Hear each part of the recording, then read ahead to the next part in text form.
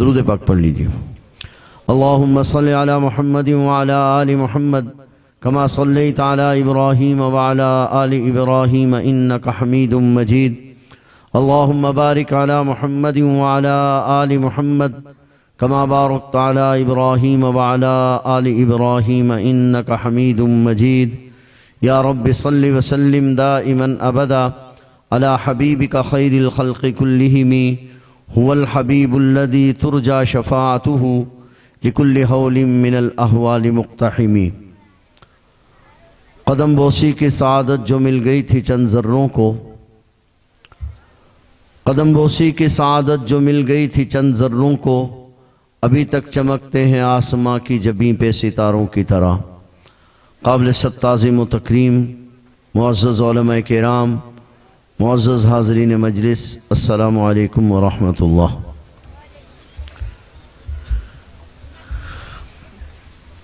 आज का ये प्रोग्राम उन खुश नसीब तलबाए किराम के एज़ाज़ में है जिन्होंने कुरान करीम नाज़रा या हिफ्ज़ मुकम्मल किया है। अल्लाह तबारक व तआला से दुआ है कि अल्लाह जल्ल शानहू इन हुफ़ाज़ किराम क़ुर्राए किराम का पढ़ाना, तलबाए किराम का पढ़ना अपनी बारगाह आली में कबूल फरमाए। मैं इस वक्त ज़्यादा लंबी बात नहीं करूँगा, कुछ मदरसा और इस तालिब इल्म से मुताल्लिक कुछ गुजारिशात पेश करूँगा।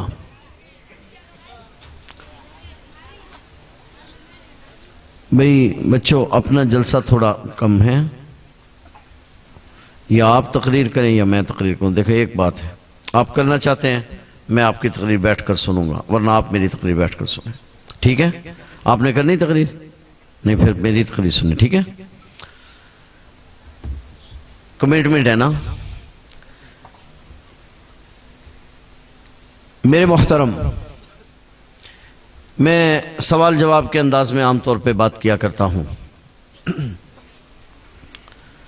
आज इस वक्त मदरसा पूरी दुनिया में मौजूए बहस है। मैं आगे चलकर उस पर बात करता हूं। इस वक्त सिर्फ इतनी बात करना चाहता हूं कि कोई तालिब इल्म जब पढ़ने के लिए आता है तो उसके बारे में कोई अंदाजा नहीं होता कि कल क्या बन जाएगा। बहुत मर्तबा हम एक तालिब इल्म को नजरअंदाज कर रहे होते हैं, लेकिन वक्त बतलाता है कि वो तालिब इल्म कितना अजीम था। या यूं कहूं कि घर से तो घर वालों ने भेज दिया था कि स्कूल नहीं चल सकता, इंग्लिश मीडियम में कामयाब नहीं हो सका, इसकी जरा नजर कमजोर है, मुताला नहीं कर सकता, पढ़ नहीं सकता। मगर अल्लाह के यहां फैसले कुछ और होते हैं। दो तीन बच्चों का पहले तज़किरा करूंगा। हिंदुस्तान का शहर है पानीपत, उसमें एक तालिब इल्म पढ़ने के लिए आता है। तालिब इल्म का नाम है फतेह मोहम्मद। तालिब इल्म नाबीना है। वालदा उठाकर लाती है, उस्ताद की दरसगाह में छोड़ देती है, और रोज ही एक बात कहती है, हमारे यहां बच्चों का, यार ये बाहर का जलसा थोड़ा खत्म करवा दें। रोजाना वालदा एक ही बात कहती है, हमारे यहां बच्चों का नाम बदलने का क्योंकि रिवाज है कि फत्ते पढ़ ले मैं मर जाऊंगी तुझे कौन पूछेगा। रोज मां एक ही बात करती है। मां को कुछ अंदाजा नहीं कि कल पूछने वाला किस कदर कीमत लगाएगा। बहरहाल एक वक्त आता है बच्चे का ताल्लुक कुरान करीम से कायम होता है। बच्चा कुरान करीम पढ़ता है, फिर हिफ्ज़ याद कर लेता है, फिर सबा आशरा करता है, और इस दौरान उस बच्चे को कुरान करीम से इश्क हो जाता है। इश्क भी अजीब चीज है। इश्क अगरचे दर्द भी है, बला भी है, इतना बुरा नहीं ये दर्द कुछ भला भी है। बस ये सही सिमत चल पड़े तो बच्चे को कुरान से इश्क हो जाता है। बच्चा बैठा है तो कुरान पढ़ रहा है, खड़ा है तो कुरान पढ़ रहा है, जाकर सोने के लिए लेटा तो कुरान पढ़ रहा है। फिर एक वक्त हुआ कि बच्चे को जुनून हो गया, बच्चा बड़ा हुआ, आपके करीब यहां सिल्ला वाली में वो साहिब आकर मुदर्रिस लग गए, मगर कुरान करीम का इश्क अजीब था कि कुरान करीम की तिलावत हो रही है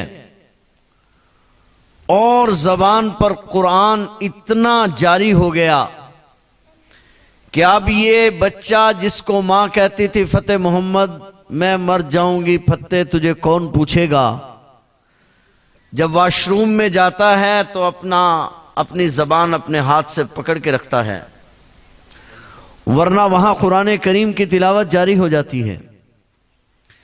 फिर एक रात एक अजीब वाकया पेश आता है।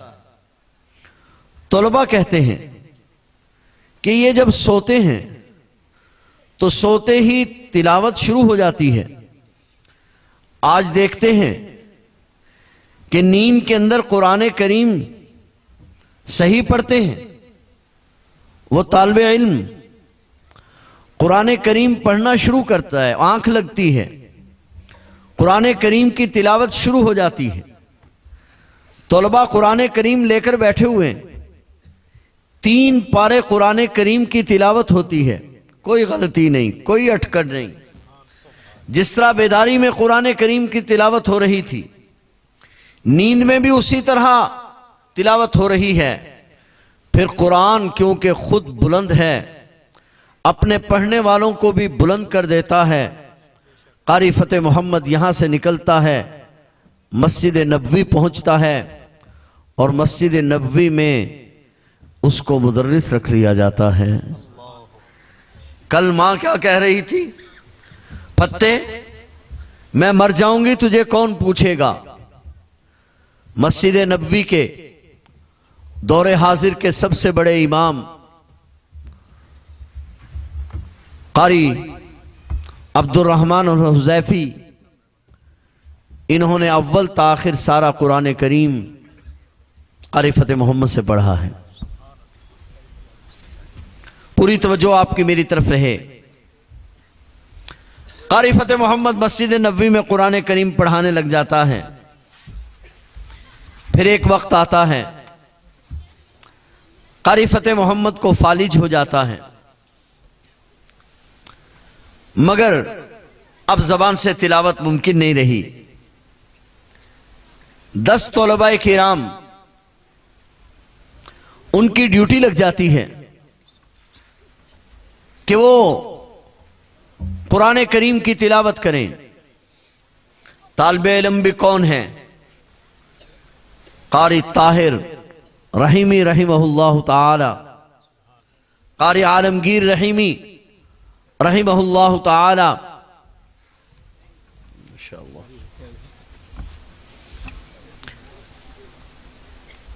तिलावत की ड्यूटी है।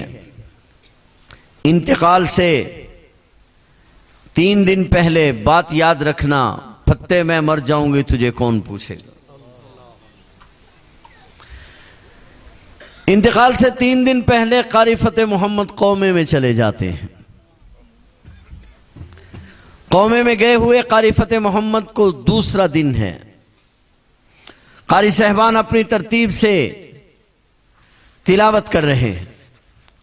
कारी आलमगीर रहीमी सूरह यासीन शरीफ की तिलावत कर रहे हैं और चलते चलते इस आयत पर पहुंचे, सलामुन कौलम मिर रब्बिर रहीम। तो जबान से सलामुन की बजाय सलामन निकल गया। सलामुन कहना था तो सलामन कह दिया। तो कारी फतेह मोहम्मद जो 2 दिन से कौमे में थे उनकी गर्दन हिली। कारी ताहिर रहीमी ने लुकमा दिया, सलामुन कौलम मिर रब्बिर रहीम। कारी आलमगीर ने रहिमहुल्लाह ताला लुकमा लिया और पढ़ा, सलामुन कौलम मिर रब्बिर रहीम। तो फिर गर्दन हिली। ये एक इशारा था जो 3 दिनों में फरमाया। तीसरे दिन कारी फतेह मोहम्मद रहिमहुल्लाह ताला का इंतकाल हो गया। फजर की नमाज के बाद मस्जिद नबवी में अजान नमाज जनाजा हुई। कारी अब्दुल रहमान ने जनाजा पढ़ाया और बकी में तदफीन के लिए ले गए। तो अगर आप में से किसी को बकी में तदफीन के वक्त जाने का इत्तिफाक हुआ हो तो अरब में दस्तूर यह है कि जब तदफीन हो जाती है तो कब्र में मय्यत को उतारने के बाद मय्यत का वारिस खड़ा होता है और बतलाता है कि मैं मय्यत का वारिस हूं, मैं बेटा हूं, मैं भाई हूं। जिसने ताज़ियत करनी हो वो मुझसे ताज़ियत करे।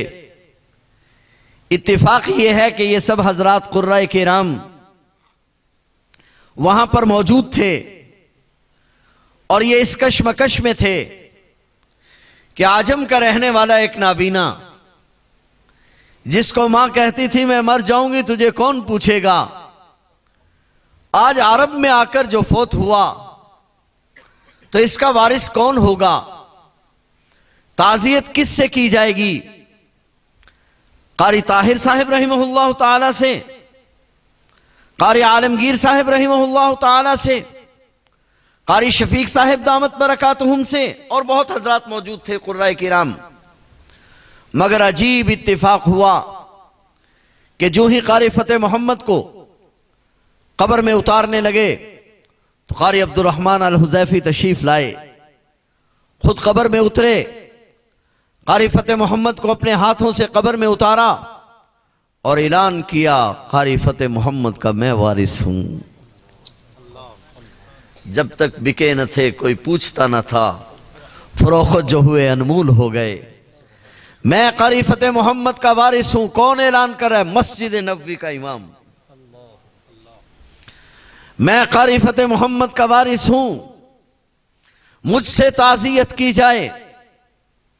कारी फतेह मोहम्मद रहिमहुल्लाह ताला मालूम है कहां दफन है? बकी में, हजरत इमाम नाफे के कदमों में, और इमाम नाफे इमाम मालिक के कदमों में, और इमाम मालिक हजरत उस्मान गनी के कदमों में।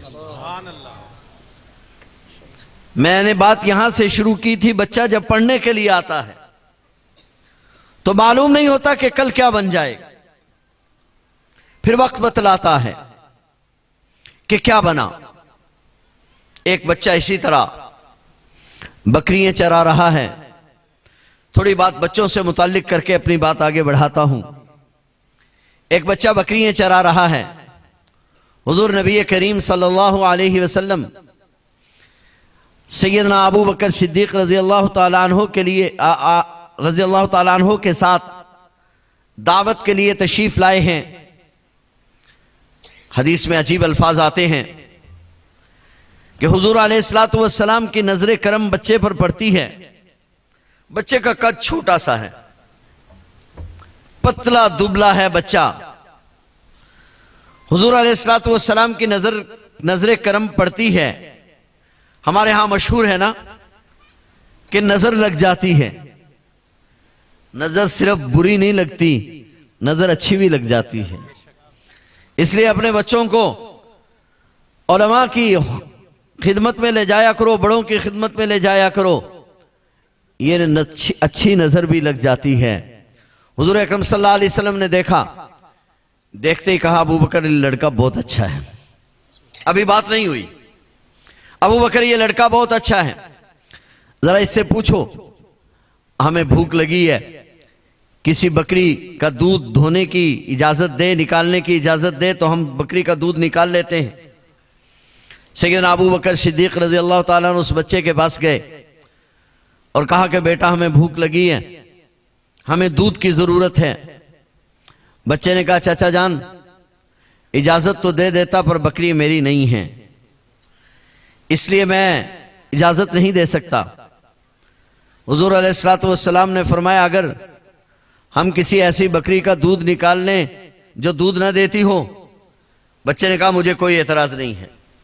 कहा अच्छा जाओ बकरी ले आओ। बच्चा गया, एक छोटी सी बकरी बिल्कुल ले आया जिसके थन बिल्कुल छोटे छोटे थे। सरकार दो आलम सल्लल्लाहु अलैहि वसल्लम ने रहमत वाला हाथ लगाया, थनों में दूध उतर आया। अगर आपकी तवज्जो हो तो यहां एक बात कहना चाहता हूं, अल्लाह का नबी होता तो इंसान है, उसके हाथ तो हम जैसे होते हैं, मगर उन हाथों से कभी पानी के चश्मे निकलने लगते हैं, कभी उन हाथों से खजूरों में ज्यादती होने लगती है। हजरत अमर बिन जमू रज़ी अल्लाह ताला अन्हु की हमशीरा मोहतरमा, जंग का मौका है, जा रही हैं, सहाबा किराम भूख से बेकरार हैं। अमर बिन जमू ने भूख की वजह से पेट पर पत्थर बांधे हैं। अमर बिन जमू की हमशीरा 3 या 4 खजूरें मुट्ठी में बंद करके लेकर जा रही हैं। सरकार दो आलम सल्लल्लाहु अलैहि वसल्लम की नजर पड़ी, बीबी तेरे हाथ में क्या है? या रसूलुल्लाह सल्लल्लाहु अलैहि वसल्लम खजूरें हैं, किधर ले जा रही हो? या रसूलुल्लाह अमर कई दिनों से भूखा है, उसके लिए ले जा रही हूं। सरकार दो आलम सल्लल्लाहु अलैहि वसल्लम ने अपने हाथ आगे किए, कहा बीबी इन खजूरों को इसमें डाल दो। बीबी ने खजूरें उसमें डाल दी। सरकार दो आलम सल्लल्लाहु अलैहि वसल्लम ने फरमाया अपनी चादर बिछाओ। बीबी ने अपनी चादर बिछाई। हुजूर अलैहिस्सलातु वस्सलाम ने खजूरों को अपने हाथ से उस चादर में फेंक दिया। बीबी फरमाती हैं कि चादर में खजूरें हुजूर अलैहिस्सलाम का फेंकना क्या था कि बस खजूरों ने बढ़ना शुरू किया और थोड़ी देर में खजूरें चादर से नीचे गिरने लगी।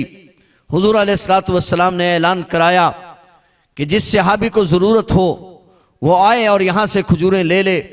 खुदा की कसम लिखा है 1000 सहाबा किराम ने अपनी चादरें, अपने तोड़े, अपनी टोकरियां भर ली और अमर बिन जमू की हमशीरा फरमाती हैं कि खजूरें थी कि अभी चादर से नीचे गिर रही थी। ये नबी का हाथ है। सरकार दो आलम सल्लल्लाहु अलैहि वसल्लम ने बकरी के थनों को हाथ लगाया, थनों में दूध उतर आया। हुजूर अलैहि सलातु वस्सलाम ने खुद दूध दोया, खुद भी पिया, सैयदना अबू बकर सिद्दीक रज़ी अल्लाह ताला अन्हु को भी पिलाया और उस बच्चे को भी पिलाया। बच्चे के कई नाम आते हैं, मशहूर नाम अब्दुल्ला बिन मसूद रज़ी अल्लाह ताला अन्हु है। हुजूर अलैहिस्सलातु वस्सलाम ने दूध पिलाया, हुजूर अलैहिस्सलाम भी चले गए, बच्चा भी चला गया। आपने फिर लुआब मुबारक लगाया, बकरी के थन वैसे ही हो गए। 1 या 2 दिन गुजरे होंगे कि बच्चा मजलिस मुबारक में पहुंचा। हुजूर अलैहिस्सलाम ने फरमाया कैसे आए हो? अर्ज की आका वो मंत्र सीखने आया हूं जो आपने मेरी बकरी के थनों को लगाया था और उसमें दूध उतर आया था। हुजूर अलैहिस्सलाम ने फरमाया ठीक है बैठ जाओ, सीख जाओगे। बैठ गए और बस बैठ गए। फिर कितना अरसा बैठे रहे? 23 साल। 23 साल बैठे रहे। कितना बुलंद हुआ, कितनी दूर पहुंचा।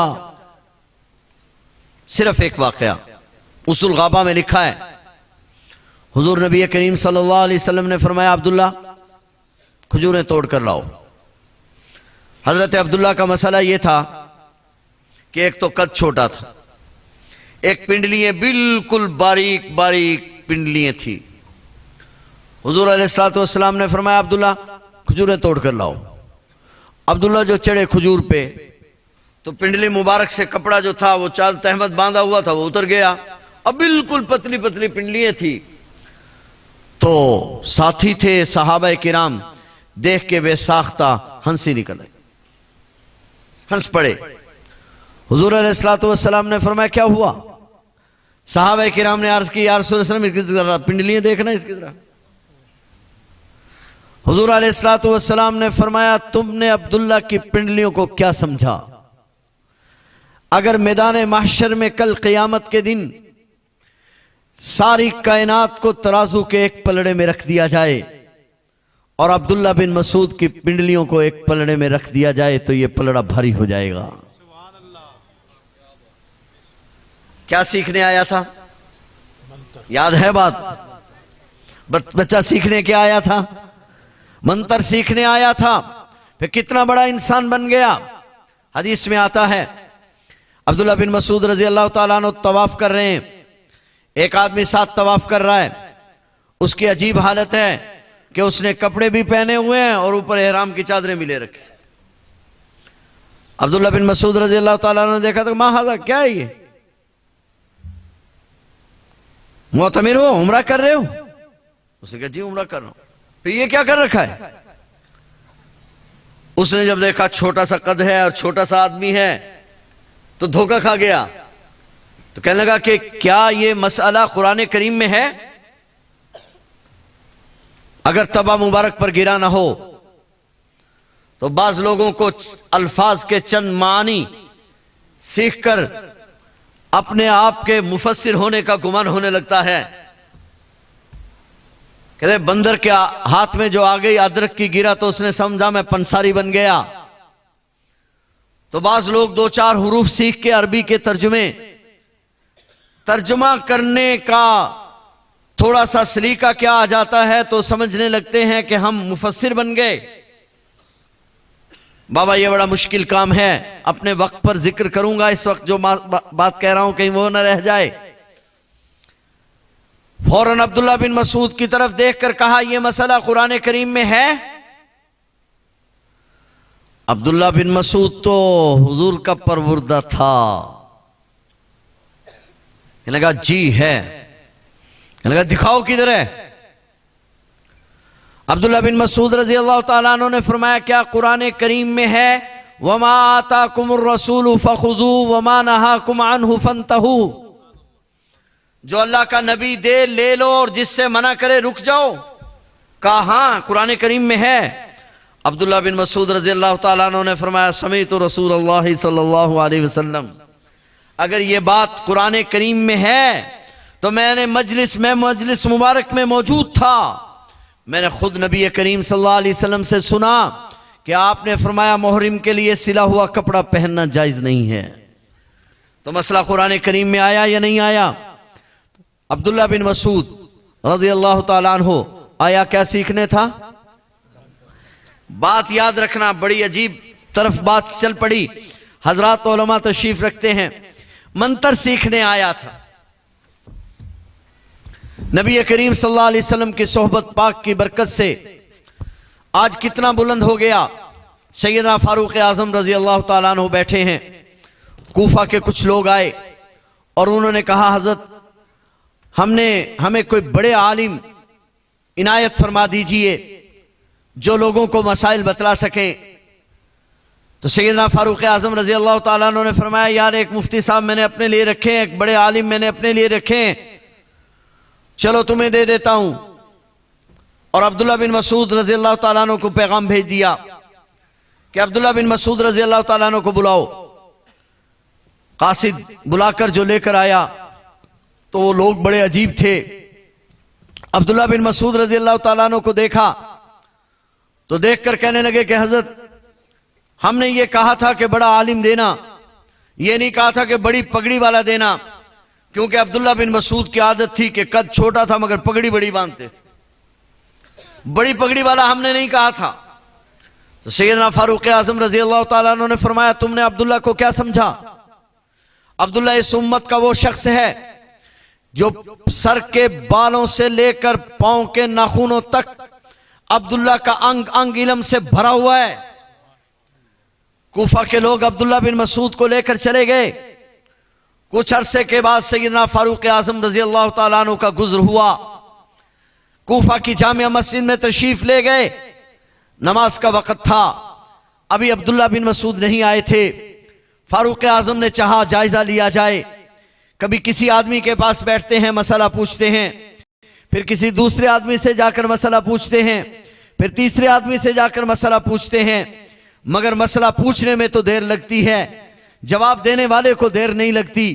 इतनी देर में अब्दुल्ला बिन मसूद उसी शान के साथ, छोटा सा कद, बड़ी सी पगड़ी, जामिया मस्जिद में दाखिल होते हैं।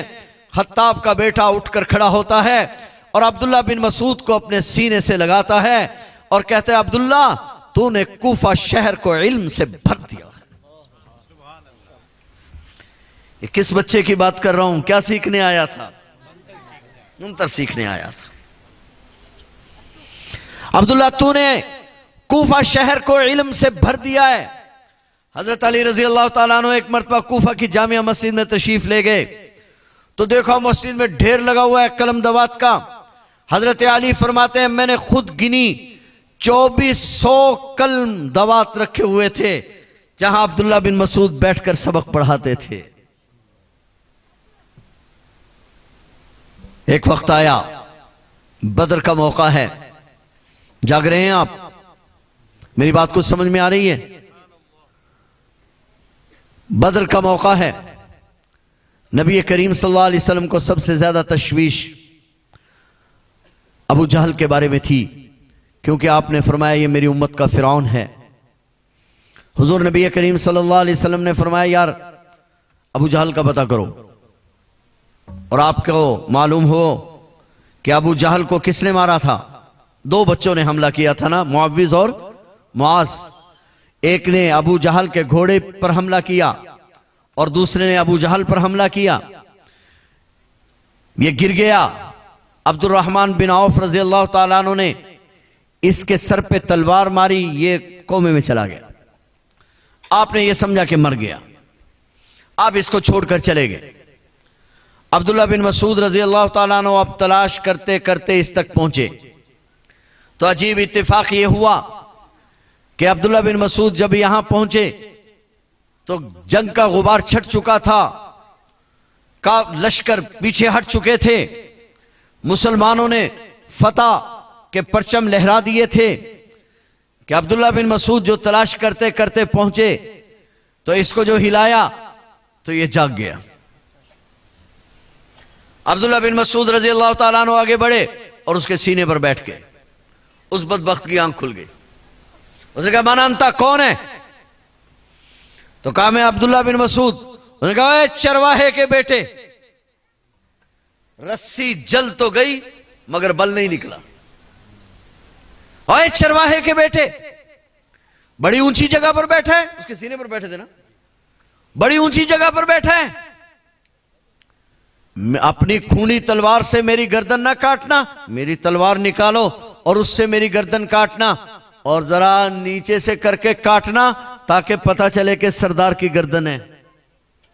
अब्दुल्ला बिन मसूद रजी अल्लाह ताला अन्हु ने तलवार निकाली और उसकी गर्दन काटी और लिखा है कि कान से पकड़ा और गर्दन को उठाकर हुजूर अकरम सल्लल्लाहु अलैहि वसल्लम की खिदमत में ले गए।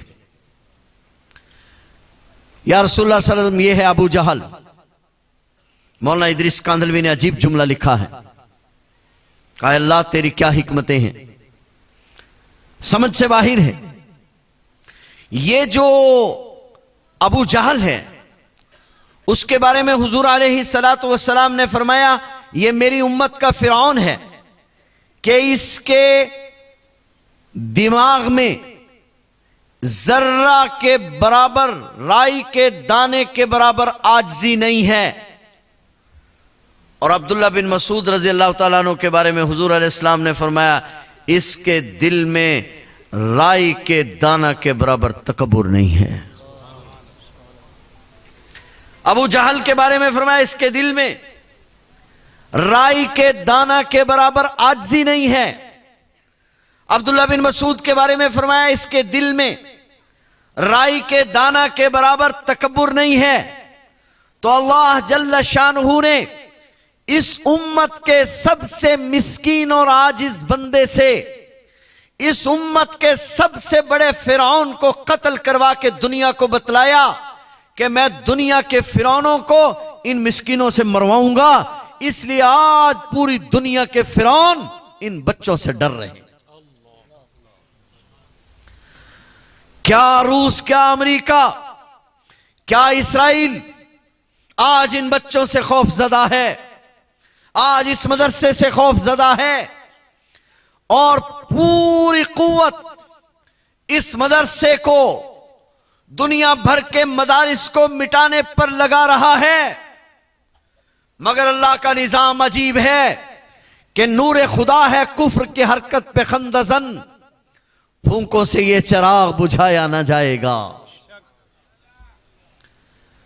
कई फिरौन यहां आए जिन्होंने कुरान करीम को मिटाना चाहा, इन मदारिस को मिटाना चाहा, मगर अल्लाह की कसम वो मिट गए। कुरान बाकी था, बाकी है और जरा जोर से, जरा जोर से, जरा जोर से, कुरान करीम को मिटाने वाले मिट गए। किधर है वो सिकंदर मिर्जा जो कहता था मैंने चांदी की कश्ती बनवाई है, मैं मुल्लाओं को डालकर उसमें बिठाकर ले जाऊंगा, काले पानी में डालकर आऊंगा। याद है किसी को? उस वक्त एक मर्द कलंदर ने एक जुमला कहा था,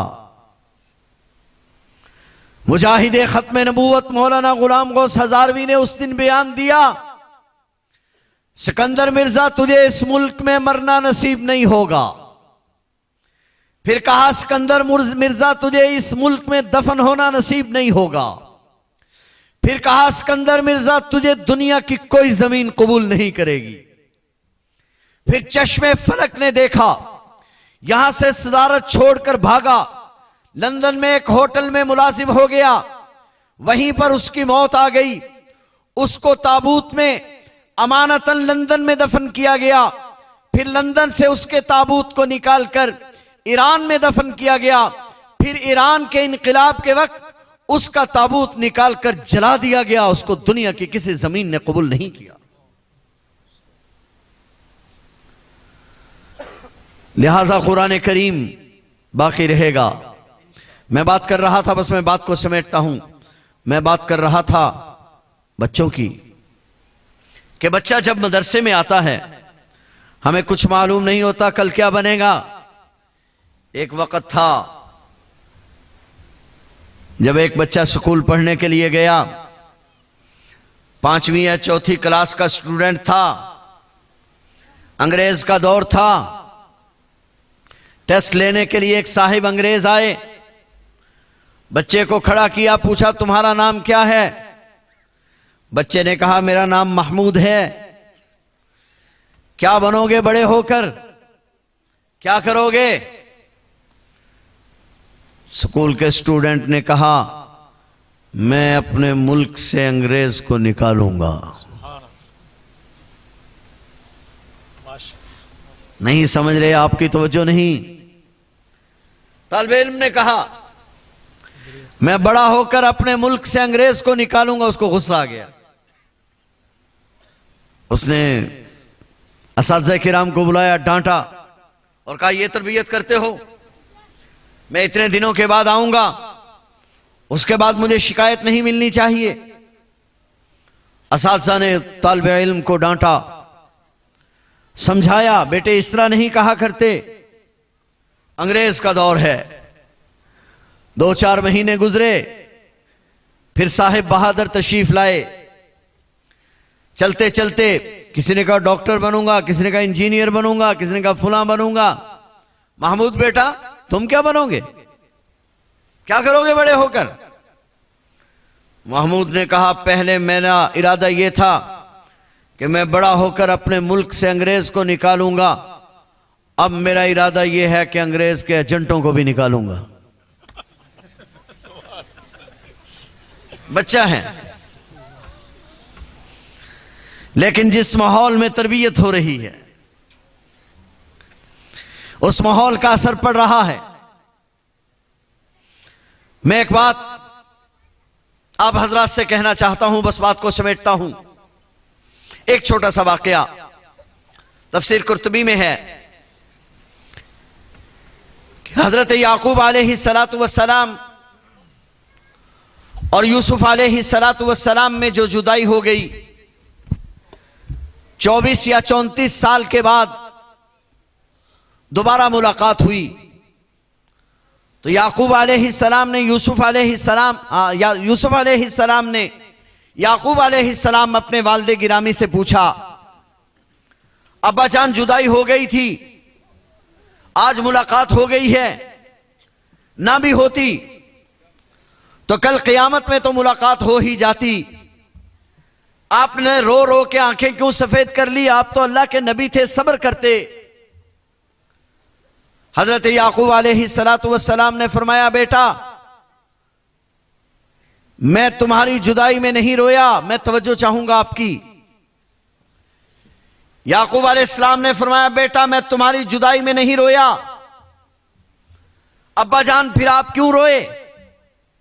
फरमाया, बेटा मैं इसलिए रोया कि कहीं मेरा बेटा बुरे लोगों का हमनशी ना हो जाए। मैं इसलिए रोया कि मेरा बेटा बुरे लोगों की मजलिस में ना चला जाए। बात यहीं तक खत्म नहीं हुई, बल्कि फिर अगला जुमला कहा,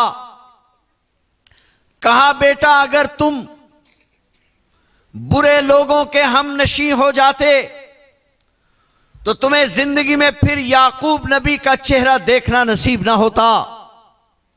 फिर इस पर भी बस नहीं की, कहा बेटा अगर तुम बुरी मजलिस में चले जाते तो नबूवत मेरे खानदान से रुखसत हो जाती। आज मैं बहुत माजरत के साथ आज हमें औलाद से शिकवा है कि औलाद नाफरमान है। मुझे औलाद से शिकवा है कि मैंने अपने बाप की आंखों में आंखें डालकर कभी बात नहीं की थी। मेरे बच्चे मेरी आंखों में आंखें डालकर बातें कर रहे हैं। मुझे आज शिकवा है कि मेरे बाप के मुंह से बात बाद में निकलती थी, मैं तामील पहले करता था, आज मेरी औलाद खुद सर हो गई।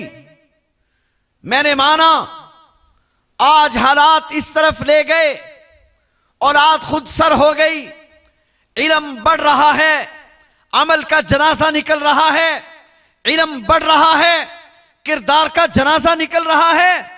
लेकिन इसमें कसूर क्या सिर्फ बच्चों का है, औलाद का है? मैंने कभी सोचा कि मैंने अपनी औलाद को माहौल क्या दिया है? मुझे माफ करना, बच्चा जो रोया तो मां ने जल्दी से मोबाइल पकड़ाया, बाप ने जल्दी से टीवी ऑन किया, मोबाइल ऑन किया, कंप्यूटर ऑन किया, बच्चे के सामने रख दिया। बच्चा जबान से बोल तो नहीं रहा, मगर उसकी आंखें भी खुली हैं और उसके कान भी। उसका दिल आज सफेद आईना है, मगर कान और आंख उसका जरिया है उस आईने के धुंधला होने का। आज कानों से जो चीजें सुनेगा, इस पाकीज़ा दिल पर वही मुनक्कश होंगी। आज जो बातें देखेगा, इस दिल पर उनका असर पड़ेगा। कल फिर ये ना कहना कि बच्चा नाफरमान हो गया। बस एक वाक़या, इमाम गज़ाली रहमतुल्लाह अलैह का नाम सुना है जी? ऐसा बोलो जरा, हालात अच्छे नहीं। इमाम गजाली का नाम सुना है जी? अहमद शाह अब्दाली का नाम सुना है? कौन था? अफगानिस्तान का बादशाह था अहमद शाह अब्दाली।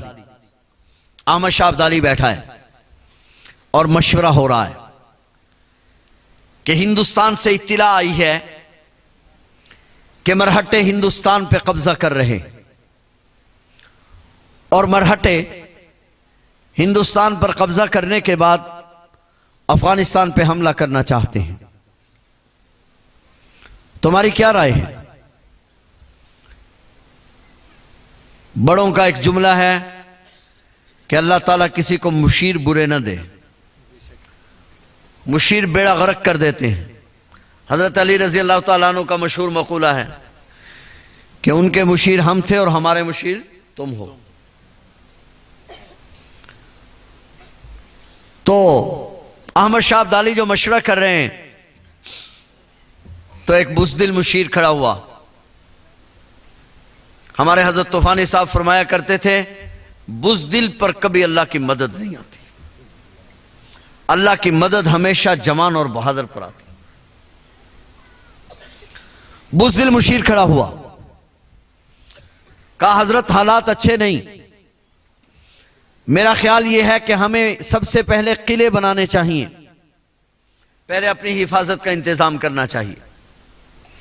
और अजीब इत्तिफाक यह हुआ कि उस बदबख्त ने इतने जोर के साथ यह राय दी कि सब लोगों ने इसको तस्लीम कर लिया, हत्ता कि अहमद शाह अब्दाली ने इस पर फैसला दे दिया कि ठीक है, हमें इतने अरसे में किले बना लेने चाहिए ताकि अगर कोई ऐसा मसला बन जाए तो किलों में महफूज हुआ जा सके। अहमद शाह अब्दाली यह फैसला करके किताबों में लिखा है, साथ बिल्कुल वालदा साहिबा का कमरा था। अहमद शाह अब्दाली जब यहां से उठे तो वालदा साहिबा के पास पहुंचे, वालदा साहिबा को सलाम किया, वो गुस्से से भरी बैठी थी।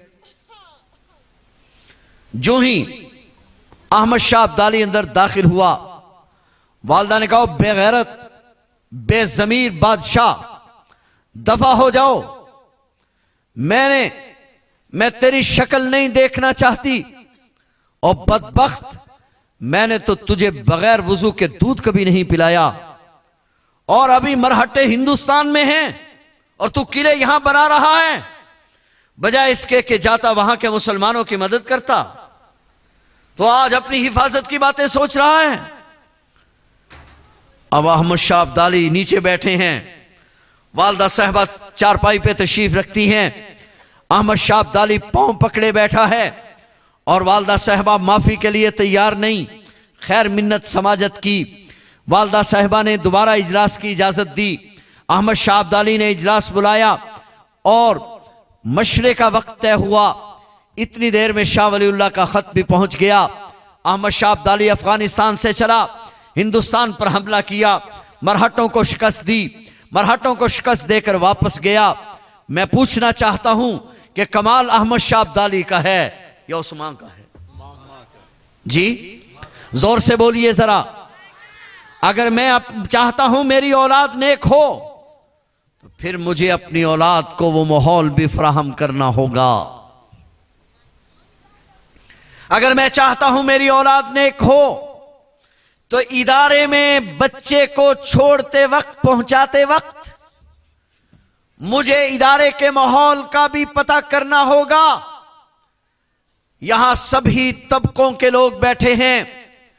मुझे बड़े अफसोस के साथ आज ये बात कहना पड़ रही है कि हमारे मुल्क में असरी तालीम के जो आज इदारे हैं, वो आज इल्हाद के मरकज बने हुए हैं।